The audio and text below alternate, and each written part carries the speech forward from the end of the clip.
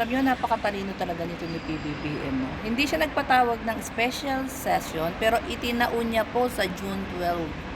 Itong araw na ito, June 12, araw ng kalayaan, inintroduce niya si Win Gatchalian, ang Senate President pro contempore.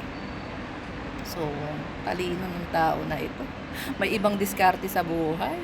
May ibang tactics. So, ayan po. Kinilala. Kinilala niya yung posisyon ni Win Gatchalian as pro tempo.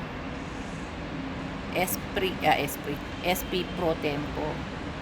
So, iyak na naman nito mga DDS, pati mga itong DDS senator, lalo si Alan Cayetano. Isipin nyo si Alan Cayetano, nagpunta ng Malacanang.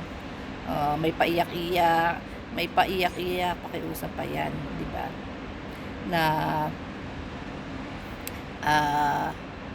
ano ba yun, yung kaya niyang i-negotiate ang impeachment ni Inday Salot.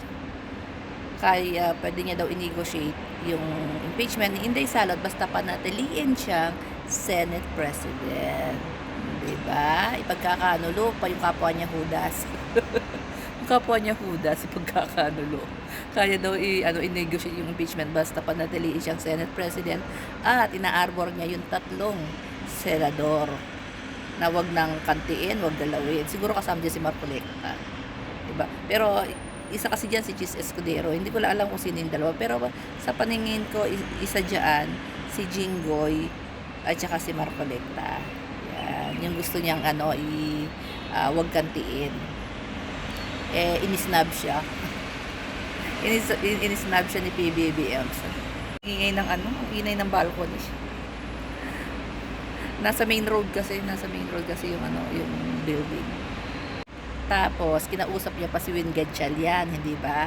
Kinausap niya pa si Win Gatchalian. Pumasok siya sa opisina ni Win Gatchalian para makiusap na maghati sila sa power ng Senate President. Gusto niya paghatian nila yung power, yung mga pirmahan, hati sila sa desisyon, sa pirma, yun ang gusto niyang gawin. Kaya pinasok niya si Win Gatchalian sa opisina para ito yung gusto niyang i-offer. Ba't ka naman makikipag-offer kay Alan Cayetano ang tanong? Wala na nga siya sa posisyon. Gumagawa na lang to ng kapit po ko nga. Kapit po ko talaga doon sa pagka-SP. Kaso wala na talaga sa kanya. Wala na. Lahat nga ng posisyon nakababa, ibinaba. Wala. Lang Senate President.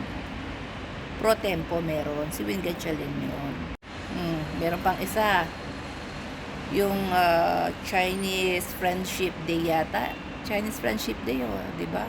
Dumalo si Alan Cayetano. Palakpakan ng mga DDS kasi si Alan Cayetano nagsalita doon sa Chinese Friendship Day. Hindi naman yun, government official function. Hindi yung government official event. Sa Chinese yun, sa China yun. Yeah. Chinese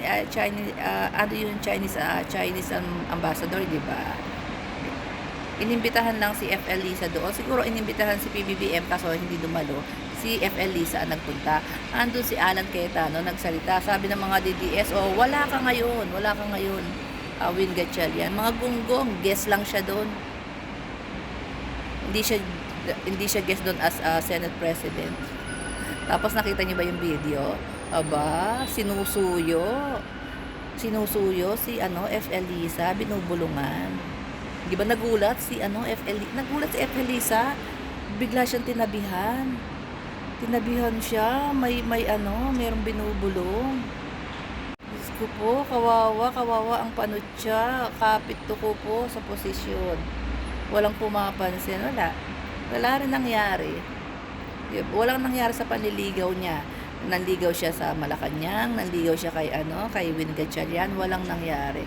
Ngayon, June 12, araw ng kalayaan, ayan po, in-announce,